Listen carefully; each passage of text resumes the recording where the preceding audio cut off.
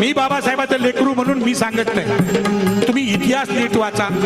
ही जी वीज आहे ना, ही वीज, या विजेचं पहिलं धोरण बाबासाहेबांनी लिहिलेलं आहे.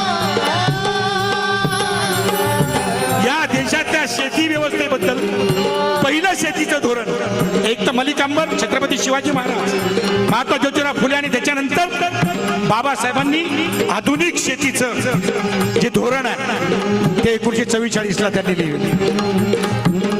शेतकऱ्यांवर खूप मोठं, शेतकऱ्यांसाठी खूप मोठं काम बाबासाहेबांनी केलं.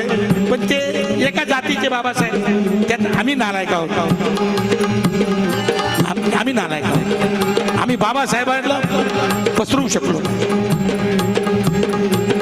ही जलनीती आहे ना, पाण्याचं धोरण, हे भाकरा नांगल धोरण आहे ना, धरण, त्याचं संपूर्ण प्लॅनिंग बाबासाहेब